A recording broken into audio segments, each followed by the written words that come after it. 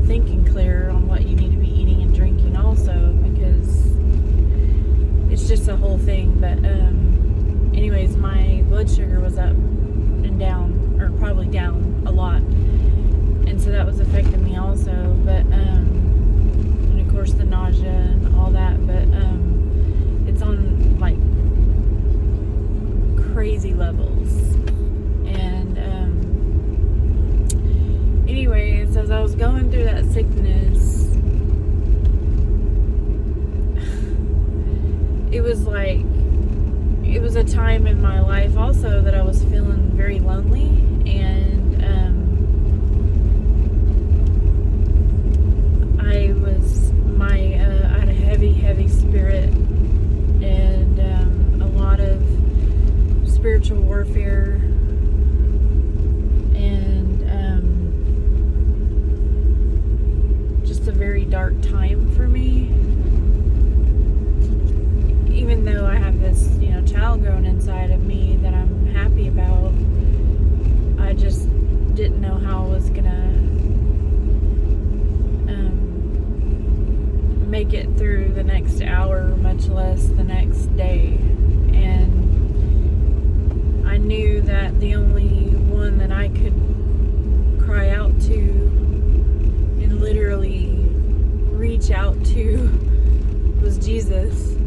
And when I was alone, I felt so lonely. I felt like no one loved me or cared for me, aside from my husband and my kids. I just felt isolated. I know it was a spiritual attack.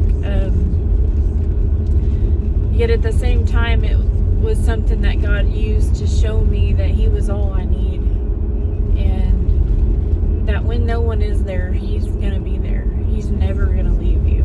He's never going to forsake you. And that no matter how much you may be suffering or experiencing pain or hurt, heartache, whatever it may be, you are not alone. And that's what brought this memory up to me in this song, because it says there's another in the fire, and He's not just in the fire, He's holding back, the sea, and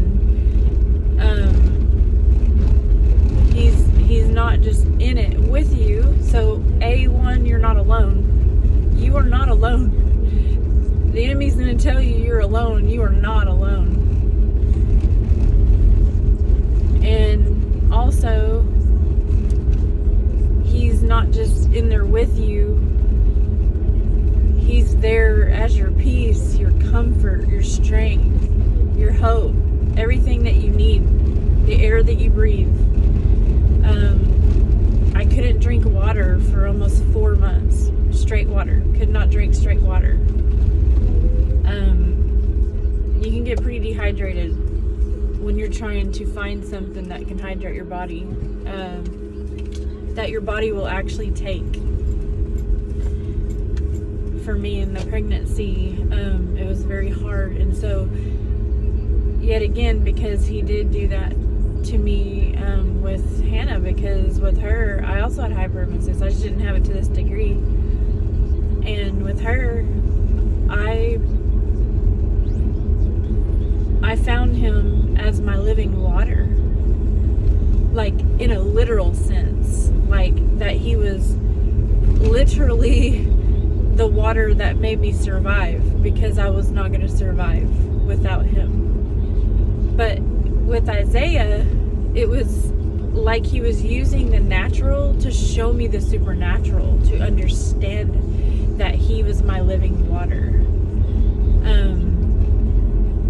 Without Jesus, we can't really live, like truly. Even if we don't realize that or not, He's the one that holds everything together. He's the one that gives you the breath you breathe. He is the bread of life. And so, like, in moments in life where you feel so dry, or so hungry or thirsty. For God, it's because He is our source of life. And He gives us what we need to survive. And not just survive. The more we feed on Him and drink from Him and dine with Him and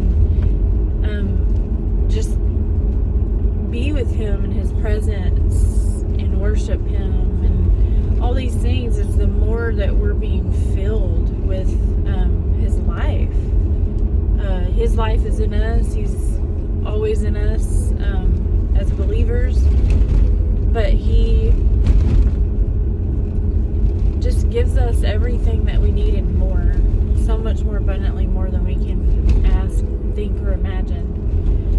And I just hope that more than anything that I get the point across that if you're going through the fire, or if you feel like the waters are pulling your head under, all you have to do is cry out to Jesus. It doesn't have to be no eloquent prayer before people or anything. You just have to cry out to Him, even just in your heart. Just cry out for Him. He's not going to refuse you. He's not going to ignore you. He knows when you call out to Him. He wants you to call out to Him. A verse that really touched my heart throughout, the process of the season that He's had me in. One of them is